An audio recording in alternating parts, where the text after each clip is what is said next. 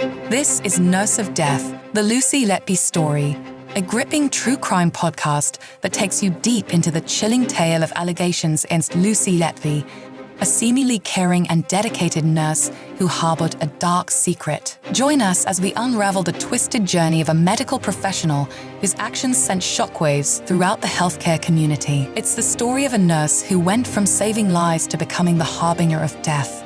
This is Nurse of Death, the Lucy Letby story. On a chilly Tuesday morning in Manchester Crown Court, a hush fell over the courtroom as Lucy Letby, a 33-year-old former neonatal nurse, took the stand, accused of unthinkable crimes. The murder of 5 infant boys and 2 girls, along with the attempted murder of 10 more at the Countess of Chester Hospital. Prosecutors painted a ghastly picture, alleging that she'd executed these acts of brutality by injecting the infants with air, poisoning them with insulin, overfeeding them with milk, and physically assaulting them. The charges hung in the air, a stark contrast to the woman who sat in the dock, weeping, vehemently denying all allegations of murder. Lucy Letby, a woman who devoted her life to the care of the most vulnerable, found herself in an unanticipated position in the midst of a trial that had been ongoing for 7 months. The courtroom listened attentively as the tale of her arrest was narrated. 2 years after being moved from the neonatal unit due to suspicions of her causing harm to the babies she was tasked to care for, she was apprehended at her 3-bedroom home in Chester. The court was presented with a photograph, an intimate snapshot into her personal life, depicting her bedroom. The image showed an unkempt room, a bed covered with a duvet bearing the warm, comforting phrase, "Sweet dreams." At the head of the bed, a collection of 4 cuddly toys, Winnie the Pooh, Eeyore, a rabbit, and a light brown teddy bear, sat arranged, a poignant reminder of her vocation. In the wake of her arrest, the bed had been straightened, likely by her father, John Letby, her defense lawyer, Ben Myers KC surmised. As Lucy confirmed this, she gave evidence for the first time, her parents, aged 76 and 62, and the family members of the alleged victims looking on from the public gallery. An emotional Lucy Letby poured her heart out to the court, stating that she had always tried her best to care for the premature babies and felt physically ill to be accused of murdering them.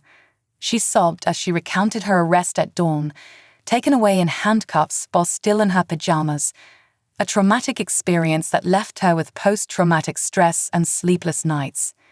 She expressed her devastation at being blamed for the infants' deaths and her removal from the neonatal unit. "My job was my life, my everything," she confessed, her voice trembling with emotion. In intense exchanges with her barrister, Lucy repeatedly denied any intent to murder or harm the 17 infants. When queried if she ever desired to inflict harm on the babies, she replied with a clear, resounding no. She said, "I am there to help and to care, not to hurt." Lucy Letby's trial was marred by a note, a chaotic scrawl of self-loathing and despair, found at her home upon her arrest.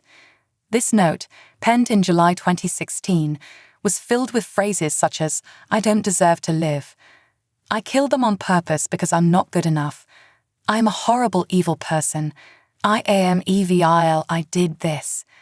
As Mr. Myers prompted her to explain, Lucy sat upright in her chair, explaining that she wrote the note during a time when she was really struggling and doubting her professional abilities. She confessed to feeling an immense burden of responsibility and incompetence, fearing that she had done something that had harmed the children.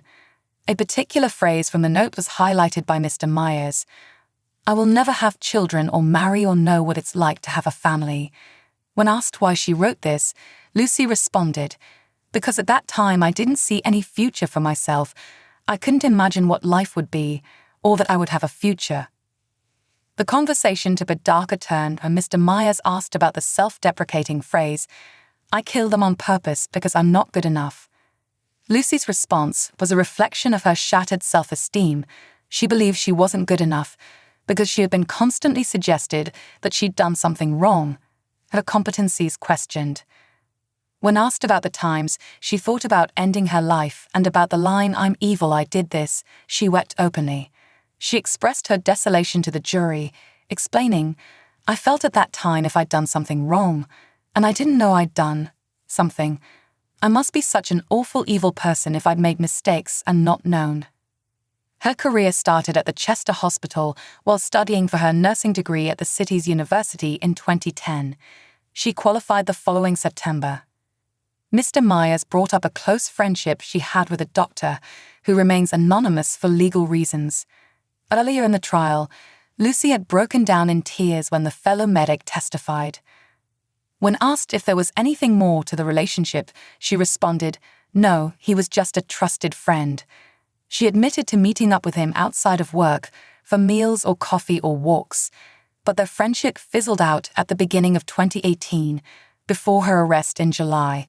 This is Nurse of Death, the Lucy Letby story, a gripping true crime podcast that takes you deep into the chilling tale of allegations against Lucy Letby, a seemingly caring and dedicated nurse who harbored a dark secret. Join us as we unravel the twisted journey of a medical professional whose actions sent shockwaves throughout the healthcare community. It's the story of a nurse who went from saving lives to becoming the harbinger of death. This is Nurse of Death, the Lucy Letby story.